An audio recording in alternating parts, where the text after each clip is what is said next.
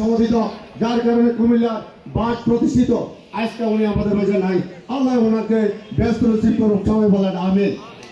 আজকে আমাদের কেডিসির যে দুরবস্থা আমাদের ভয়, আসলে এটা দিন দিন এটা নিস্তেজ হয়ে যাচ্ছে। তার কারণ আছে, আজকে নির্বাচন সময়কালীন আমরা এগুলো এখন বলবো না, তাই এখন এই কেডিসিসি এটা আবারও পুনরুজ্জীবিত হবে ইনশাআল্লাহ। আমি এটাকে আবারও আপনাদের মাঝে তুলে ধরা উন্নয়ন সম্বন্ধে আজকে 6 নির্বাচনের সাথে আমাদের নেতা যুক্ত হয়েছে।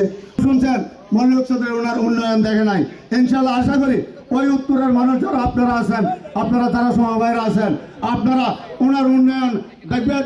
উনি মুখে যাই বলে উনি কাজ তাই করে। আপনারা ইতিমধ্যে দেখেছেন আমার কুমিল্লা আমার স্বপ্ন, উনি একটা বই মোচন করেছেন। ইনশাআল্লাহ আপনারা এটার ফলাফল পাবেন।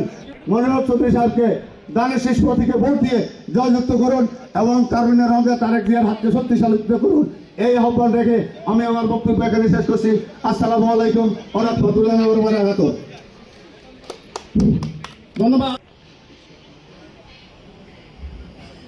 সম্মানিত সমবায় ভাইরা, আজকের এই অনুষ্ঠানে সংগ্রামী সভাপতি উপস্থিত, আপনাদের আপনজন, আমাদের কুমিল্লার কৃতি সন্তান জনাব মনিরুল হক চৌধুরী উপস্থিত, কুমিল্লা সিটি কর্পোরেশনের জননন্দিত সাবেক মেয়র মনিরুল হক সাক্কু সহ আজকে যে সমবায় ভাইরা আছেন, আসসালামু আলাইকুম।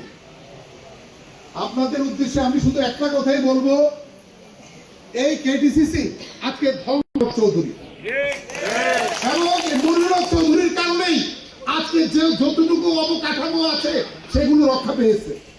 আজকে মনিরুল হক চৌধুরী উনি এই কেডিসিসি তদন্ত করেছেন, আমার মাধ্যমে দুদুকে মামলা করেছেন এবং মহামান্য হাইকোর্টে 2টি মামলা এখনো চলমান শুধু কেডিসিসিকে রক্ষা করার জন্য। এবং এই সকল করতে গিয়ে উনি কি কোনো সমবায় ভাইরা বলতে পারবেন যে 1টি টাকা কেউ আপনারা দিয়েছেন? উনি নিজের অর্থায়নে নিজের পরিশ্রমে এইগুলো করেছেন। আজকে আপনাদের কাছে আমি একটা উদাহরণ আহ্বান করবো, এই কেডিসিসিকে বাঁচাতে হলে মনিরুল হক চৌধুরী এবং মনিরুল হক সাক্কুর বিকল্প আর কেউ নাই। আমরা যদি মনে করি যে আমাদের এই 2 জন অভিভাবক আমাদের প্রয়োজন, আপনাদের কাছে আমি উদারত আহ্বান করব যে আগামী 12ই ফেব্রুয়ারি